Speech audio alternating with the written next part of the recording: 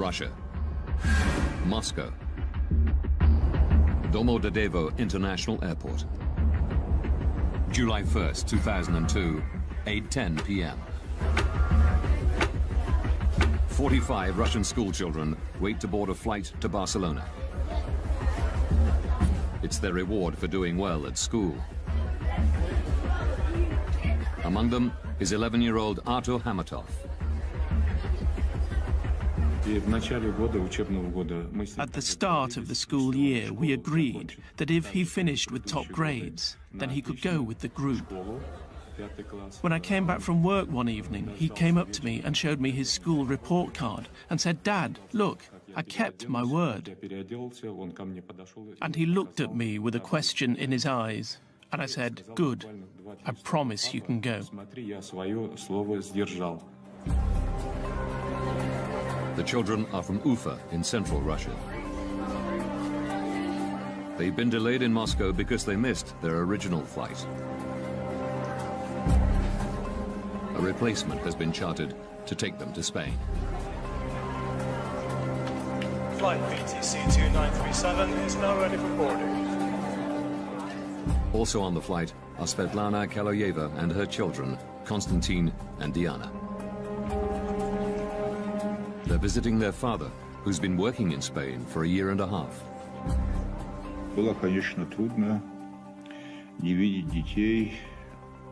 I spoke to them on the phone every day, which made my stay easier. But it was hard not to see my children for such a long time. Svetlana is lucky to get seats on this Bashkirian charter. Delays in getting visas meant other flights were sold out. We were finally going to see each other and we were going to have fun together.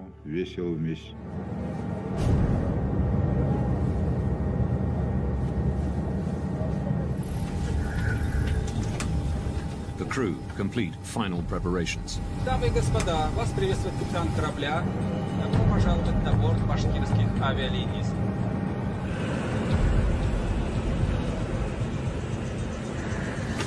8:48 p.m. The Bashkirian Charter Airlines flight BTC 2937 takes off from Moscow's Domodedovo Airport. Distance to Barcelona, 3,000 kilometers. Estimated flight time, 4 hours, 20 minutes. Switzerland. Zurich Area Control Center. 11 p.m. 35-year-old Danish-born air traffic controller Peter Nielsen is working the night shift. He and one other controller are managing a sector of airspace above eastern Switzerland and part of southwestern Germany.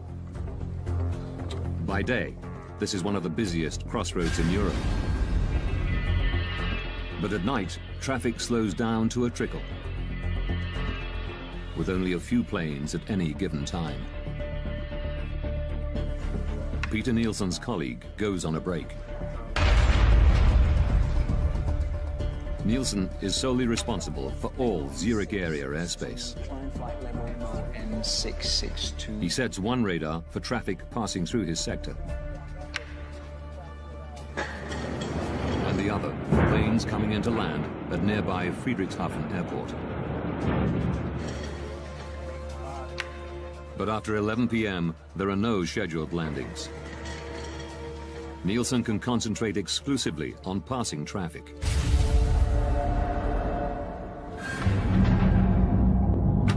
(11:06). Svetlana Kaloyeva and her children, along with the other passengers on the Bashkirian charter, cruise 36,000 feet above Austria.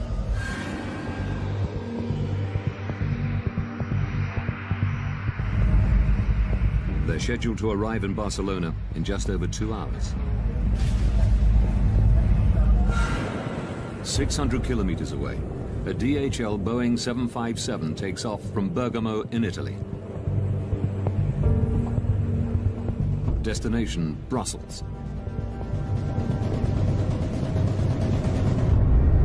The captain and the co-pilot are the only people on board.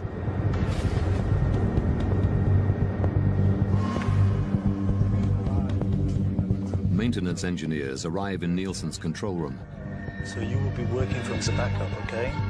They've come to service the main radar.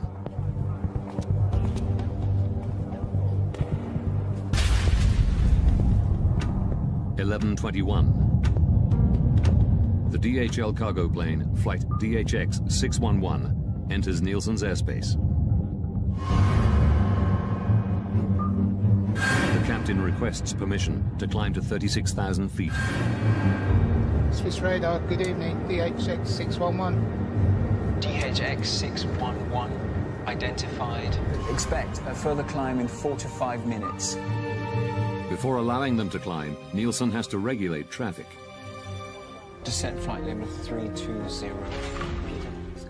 The maintenance engineers now need to work on the telephone system. Work fast, please. 11:25 p.m. An unexpected plane is approaching Friedrichshafen.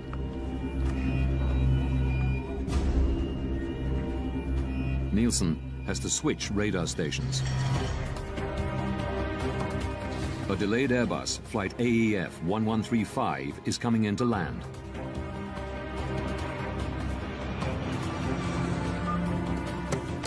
He calls the airport's control tower to let them know.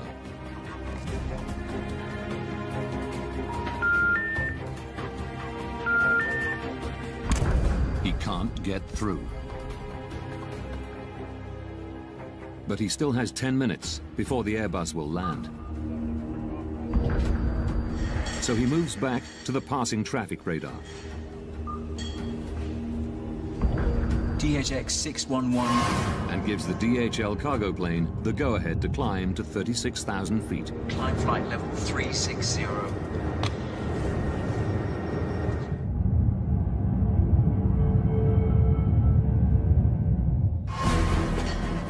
Nielsen then returns to the Airbus and calls Friedrichshafen Airport again.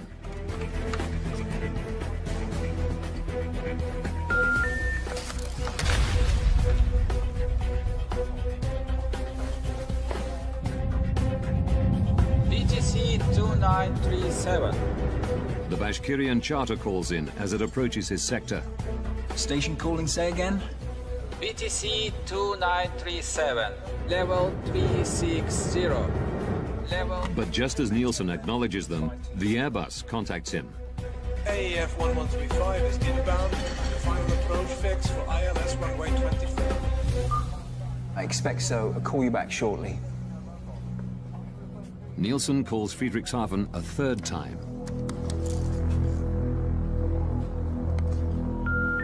Die gewünschte Verbindung ist nicht möglich.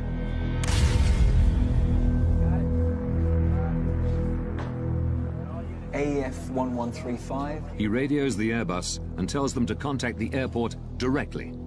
I lost my phone connection to Friedrichshafen. Could you please call them on your second set?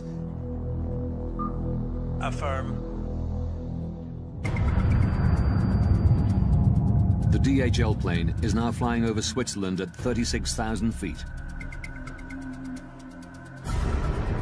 Suddenly, its onboard traffic collision avoidance system, TCAS, sounds an alert. Traffic. At exactly the same time, the Bashkirian plane's TCAS system also squawks.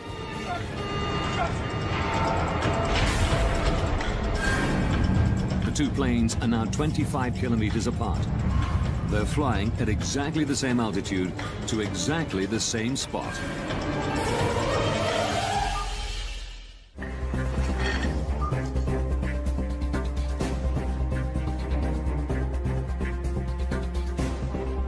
Peter Nielsen suddenly realizes he has an urgent problem.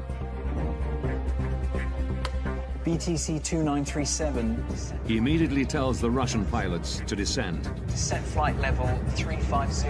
Expedite, I have crossing traffic. Seconds later, their TCAS system says the exact opposite. Climb.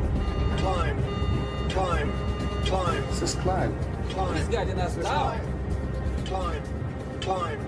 At the same time, the DHL's TCAS tells it to descend.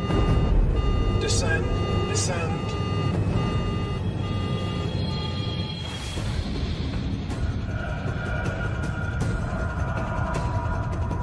The Bashkirian crew don't know which command to follow. Nielsen repeats his instruction. Expedite, descent level 350, BTC 2937.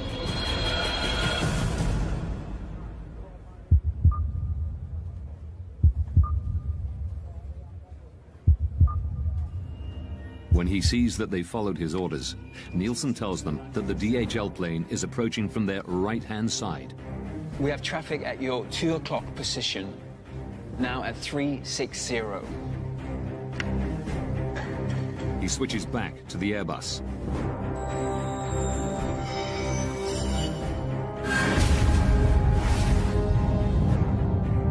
In the Bashkirian charter, the crew are looking for the DHL plane. The two aircraft are now just over 5 kilometers apart. They are both in descent, closing at a rate of 1,300 kilometers per hour, faster than the speed of sound. It's here, descent! Stay on the left. Descend hard, descend!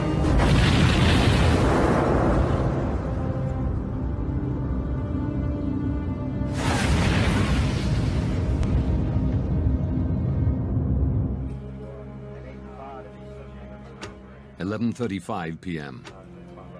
AEF 1135. The Airbus crew have finally made contact with Friedrichshafen Airport. Can we go, Friedrichshafen? Nielsen can now hand over the plane. Affirm. Bye-bye.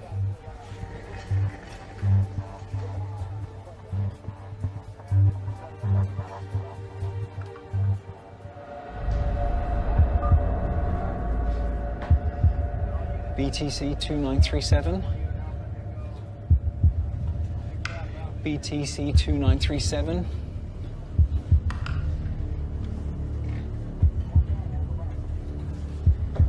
BTC 2937.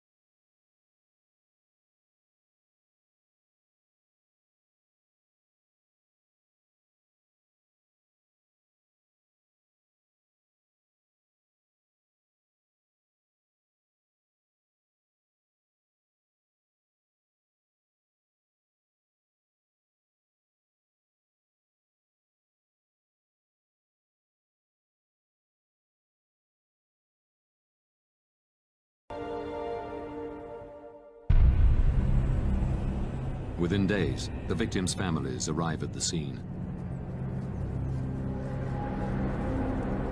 Among them is Zulfat Hamatov, father of 11-year-old Artur. Через 2 дня мы полетели в Германию. Это был шок. Мы все были в шоке. It was a shock. Many parents were fainting when we saw the broken plane wings, the broken tail. We still hoped that these children would run in, appear from somewhere, and probably every parent believed in some miracle. Vitaly Kaloyev flies in from Barcelona, holding out for news that his wife and children were not on the flight. One has to be certain. Maybe it was not my aircraft that crashed. Maybe something else had happened. Who can know without proof? Investigators confirm his worst fears. 71 people on board the two planes are now confirmed dead. It is the worst civilian aircraft accident that Germany has ever seen. In an industry protected by multiple and highly advanced safety systems, how could this happen? Now, by rewinding the events of that day, and by going deep into the investigation, Traffic. we can reveal the calamitous chain of events that brought two planes to exactly the same spot at exactly the same time. Investigators from the BFU, Germany's Federal Bureau of Aircraft Accident Investigation, are called to the scene. Jens Friedemann is put in charge of the crash site. Die Untersuchung eines Flugunfalls. The investigation of an air accident is like a forensic investigation, a crime scene. One wants to establish the facts. An einem crime scene. Wir beginnen at the accident site. We start in total chaos. There's wreckage lying around everywhere. Also da liegen viele Wrackteile.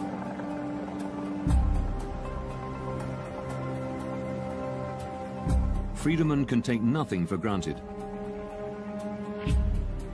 Not even that the two planes collided. Two aircraft were in the air. Whether they had collided or just flown past each other too close and lost control, or something like that, we just didn't know. Without the black boxes, Friedemann must try to work out what happened by examining the shattered fragments of wreckage. Key pieces are brought to a specialized storage facility in northern Germany.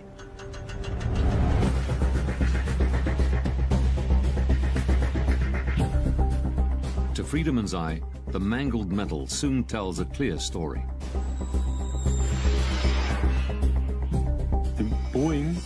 The Boeing made contact with the Tupolev in one spot. The vertical tail section was broken off.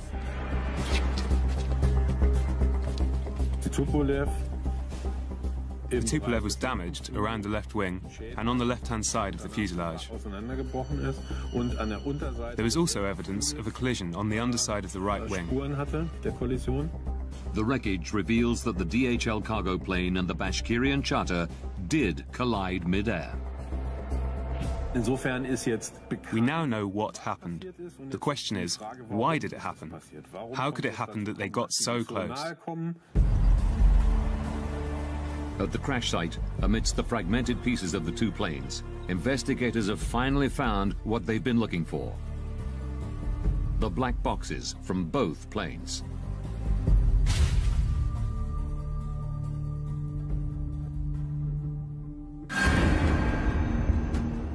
This was very important for us as accident investigators.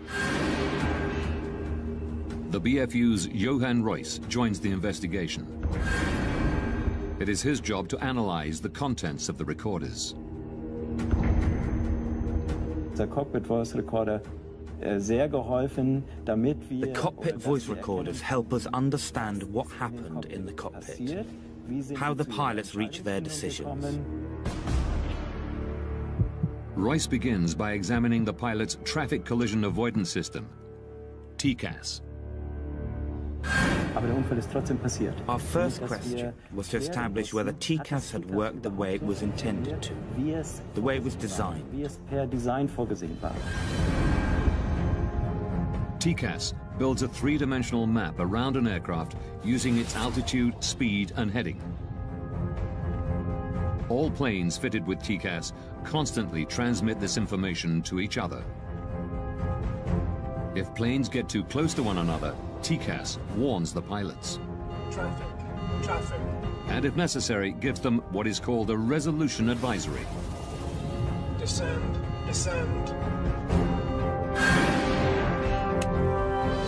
Examining the black box, Reuss quickly establishes that the system had worked the way it was supposed to. Traffic. Before the collision, both TCAS systems generated and displayed a resolution advisory. The Russian Tupolev was instructed to climb, and the DHL Boeing to descend. If the aircraft had followed these instructions, there would have been no collision. But while the pilots of the DHL plane obeyed TCAS, Descend, descend. the Russian crew did not. Climb, climb.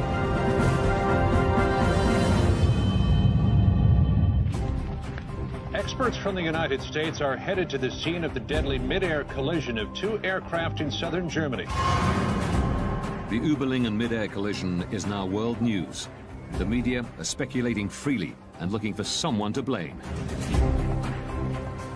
The pilot of the Russian plane is said to have ignored repeated instructions from air traffic controllers. Why did the TCAS device meant to avoid collisions, in this case maybe help cause one? And why didn't the Russian plane descend when first ordered? A language problem? Controller commands are always in English.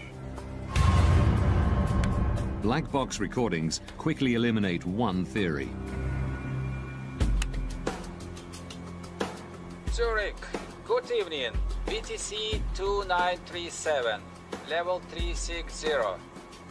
Wir haben mit diesem Cockpit Voice Recorder With the cockpit voice recorder, we were able to establish that language was not the problem. The Russian crew understood English perfectly well. But the recorders reveal a surprising fact. Climb, climb. This is climb. He's guiding us down. We noticed that there was an instruction from the air traffic controller. VTC 2937, descent flight level 350. And we found that at the same time, or immediately afterwards, there was also a TCAS advisory. Climb, climb. At almost exactly the same time, the Russian pilots were instructed to do two completely different things. Descent flight level 350, expedite. Now the crew needs to make a very, very fast decision. What do they do next? And we discovered that the crew had extreme difficulty making this decision. But it should have been straightforward. The two planes were flying over Germany, and European regulations clearly state that TCAS has priority over air traffic controllers. For me, there was absolutely no explanation why something like this would happen.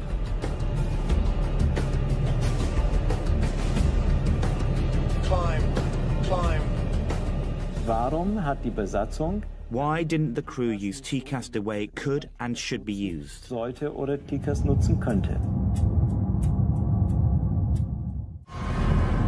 By April 2001, TCAS was mandatory in most of the world.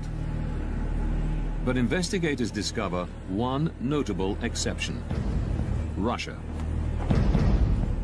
Could it be that the Russian crew did not know how to use TCAS? Rustam Mustafin is a former Bashkirian pilot. He confirms that even though not standard for domestic flights, planes flying overseas were specially fitted with TCAS.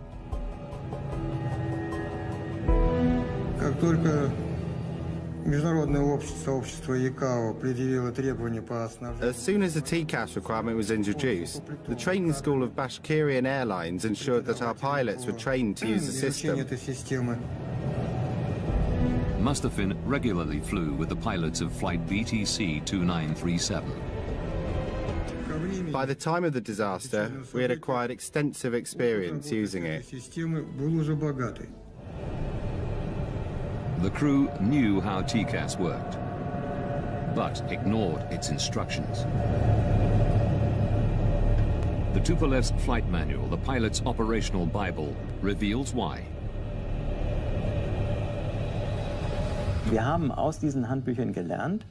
We learned from these manuals that the orders from air traffic control always have a higher priority. The operations manual at the time stated that the air traffic control command was to be given precedence over TCAS in the event of the system issuing an alert. It said that the air traffic control had the final authority.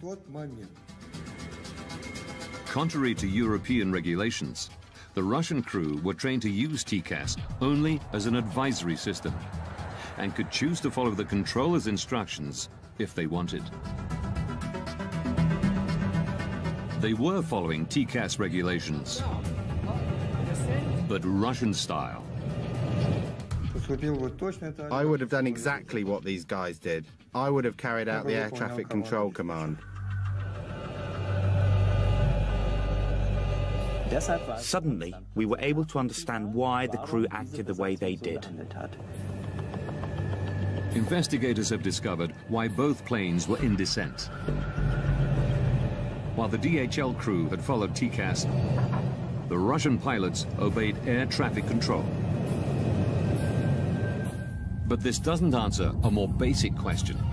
TCAS is meant as a system of last resort. The planes shouldn't be close enough even to trigger it in the first place. Investigators have turned their attention to the air traffic control room.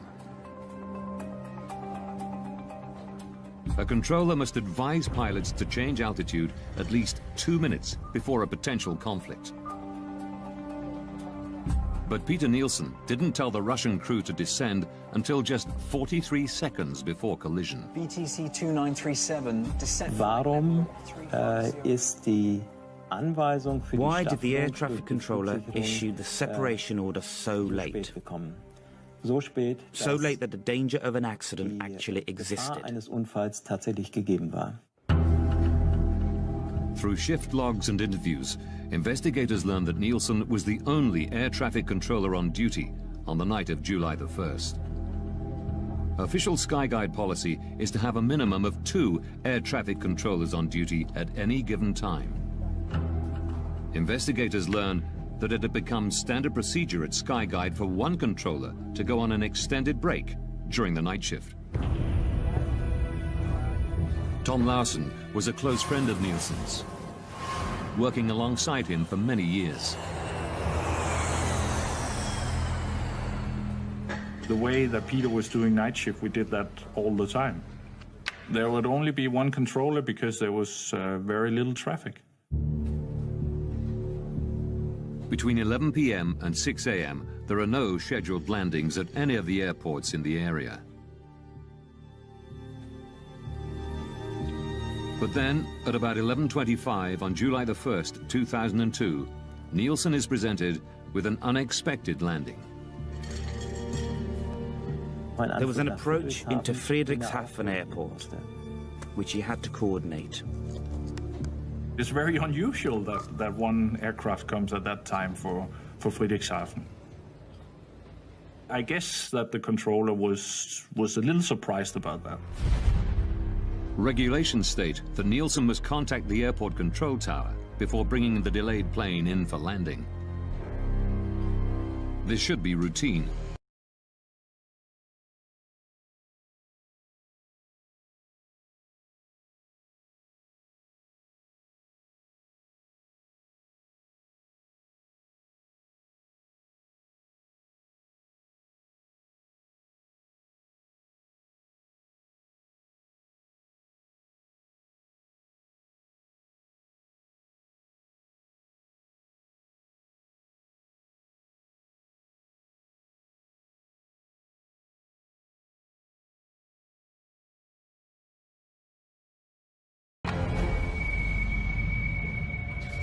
Dieses Backup, was als zusätzliche Verbindung noch... The backup, which should have been there as an additional link, was not working that evening. Phone communication was not possible due to a technical problem. Nielsen tries repeatedly to call Friedrichshafen. A routine task is suddenly taking up most of his time. Die gewünschte Verbindung ist nicht möglich. He was busier than would normally have been the case because he had no way of making phone calls. He had to look for alternate solutions. He had to look for other ways to communicate. I lost my phone connection to Friedrichshafen. Could you please call them on your second set? Preoccupied with handing over the delayed Airbus, Nielsen ignores the passing traffic. It was like 5 minutes that he was focused on that problem. So that took his vigilance away from what was going on the screen, on the radar screen. But his radar has an emergency function that should alert him of the impending danger. Short-term conflict alert, or STCA. Short-term conflict alert is another system like, it's similar to TCAS, just a ground-based system that helps us on the radar if we miss a conflict. If we don't see it in time, it will give us an alarm. 2 minutes prior to a potential collision, an STCA alert should flash on both of Peter Nielsen's radar screens, along with an audio warning. This is exactly what happens 180 kilometers away in Karlsruhe, Germany. Die Flugsicherung in Karlsruhe. Air traffic control in Karlsruhe had detected on their radar screen that 2 aircraft were getting closer than they should have been. Als es eigentlich sein sollte. Records reveal that the controller in Karlsruhe tries to call Nielsen to warn him. But Zurich's faulty backup phone system means he can't get through. Aviation rules say he isn't allowed to contact planes not in his sector unless the controller in charge has lost consciousness or has left his post. The Karlsruhe ATC decides to stick to protocol and tries calling Nielsen 11 times in total, but he never gets through. BTC 2937. Records show that Nielsen's visual STCA did not go off. Royce learns that Zurich's radar was also under maintenance, meaning it too was in backup mode.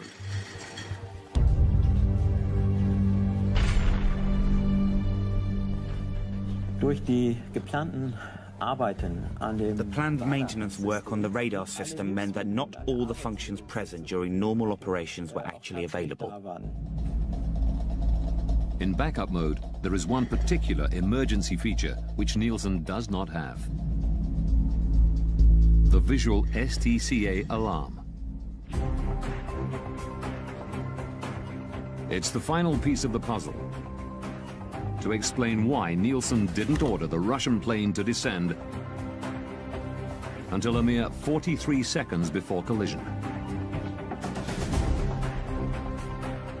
Die Untersuchung hat für uns gezeigt, dass the investigation showed us that a series of unlucky events all came together for air traffic control. zusammengekommen sind. Had Nielsen heard the STCA alarm before the plane's onboard TCAS systems kicked into action, there would have been no conflict, and the accident would have been avoided.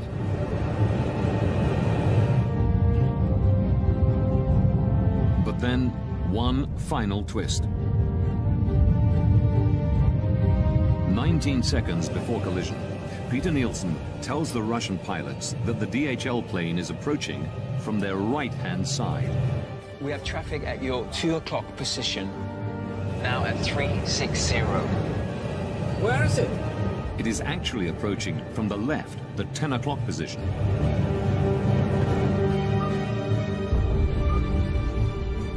The only explanation investigators can find for this mistake is stress.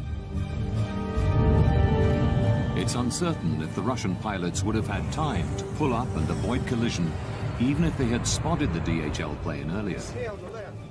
But the records show that in the final seconds, they tried.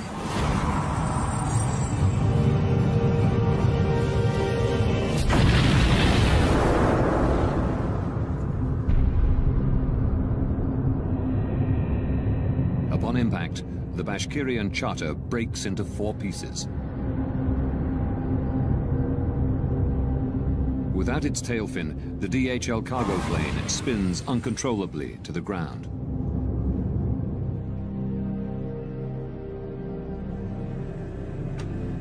February 21st, 2004. As investigators write up their final report, Vitaly Kaloyev flies to Zurich. He's become obsessed with finding somebody to blame for the death of his wife and children. I wanted to hear them say, "We are responsible, but forgive us if possible." They killed so many children and nothing had happened. No apologies, no expressions of sorrow, nothing. Nielsen still worked at Skyguide, but was moving into areas of safety analysis. Kaloyev found where he lived. I went to see the controller. I knew he had been on duty that night. All this had to be brought to an end. Everything had to be closed. I didn't want to wait any longer and decided to finish this myself. Nielsen came out. He was taller than me. I showed him the photos of my children lying in their coffins. He pushed my hand away. Then he got what he deserved.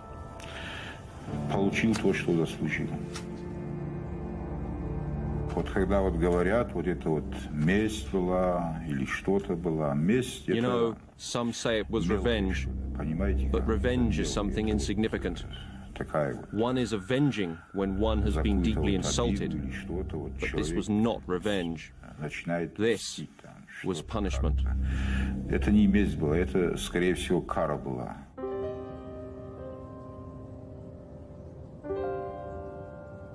In Switzerland, a man has been arrested in connection with the killing of an air traffic controller who'd been on duty when two planes collided 2 years ago. Hunted down and stabbed to death in front of his family. Murdered for a fatal mistake. Peter Nielsen was 36 years old. He and his wife had 3 children. After his arrest, Vitaly Kaloyev is held in a psychiatric institution, while the court decides whether he's mentally fit to stand trial. Kaloyev is convicted of premeditated killing and sentenced to 8 years in a Swiss prison. In November 2007, he's released after an appeal determines that he had acted with diminished responsibility because of the deaths of his wife and 2 children. Vitaly Kaloyev is unrepentant about his actions.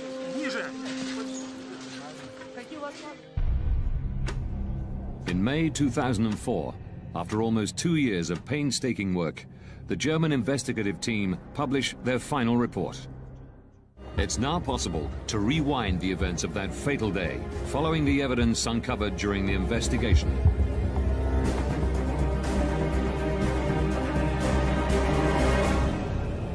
July 1st, 2002. 8:48 p.m. 2 hours, 47 minutes from disaster. A Bashkirian Airlines charter takes off from Moscow's Domodedovo airport. 20 minutes from disaster. At the Zurich Area Control Center, 2 air traffic controllers are on duty. One goes on a break. Peter Nielsen is now working alone. 12 minutes, 33 seconds from disaster. A DHL cargo plane enters Nielsen's airspace and requests permission to climb to 36,000 feet. 9 minutes, 49 seconds from disaster. A delayed Airbus is coming in to land at Friedrichshafen Airport. Nielsen tries to call the airport to hand over the flight. But his phone system is in backup mode due to maintenance, and the backup system has a fault. 5 minutes, 21 seconds from disaster. The Bashkirian charter radios Nielsen. It's flying at 36,000 feet and is about to enter his airspace. Good evening, BTC 2937. 2 minutes from disaster. The Bashkirian and DHL planes are now at the same altitude, less than 44 kilometers apart, closing in on each other faster than the speed of sound. The Short-Term Conflict Alert, or STCA, should now warn Nielsen of the impending collision. But his radar is also in backup mode, so the STCA is not fully functioning. 43 seconds from disaster. Nielsen finally notices that the 2 planes are on a collision course. He immediately tells the Russian pilots to descend. Descent flight level 350. Seconds later, TCAS goes off in both planes. It tells the DHL pilots to descend. Descend, descend. And the Russian crew to climb. Climb. He's guiding us down. Nielsen is unaware that both planes have been issued advisories. He repeats his instructions to the Russian pilots. Descent flight level 3. Russian guidelines allow pilots to make their own decisions in such conflict situations. Here, they follow Nielsen's command. Both planes are now in descent. 19 seconds from disaster. Nielsen believes the conflict is resolved. But before signing off, he tells the Russian crew that the DHL plane is approaching from the right. In fact, it's approaching from the left. 3 seconds from disaster. The Russian crew have spotted the DHL plane.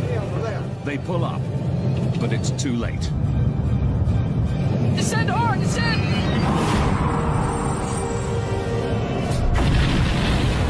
At 11:35 p.m., the planes collide 35,000 feet above the city of Überlingen, Germany. All 71 people on board the two planes die.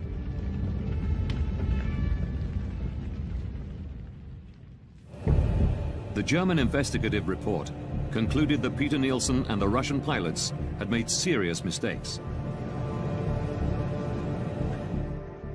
But the primary cause of the accident was negligence on the part of Skyguide. In May 2004, immediately after the BFU report is published, at a press conference in Zurich, the CEO of Skyguide, Alain Rossier, issues a formal apology. Es sind auch bei uns Fehler gemacht worden und wir We too have made mistakes, and we most deeply regret this. We take responsibility, as outlined in the German investigation report. And we ask the families of the victims for forgiveness. In September 2007, a Swiss court finds 4 Skyguide employees guilty of negligent homicide. 3 managers who tolerated the single controller policy are given 1-year suspended jail sentences. The project leader overseeing the maintenance work on the night of the collision is fined 13,500 Swiss francs, roughly $11,000.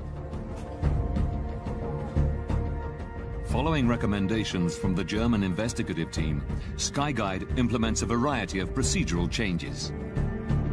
They now ensure there are always 2 controllers on duty, even during the quiet night shift.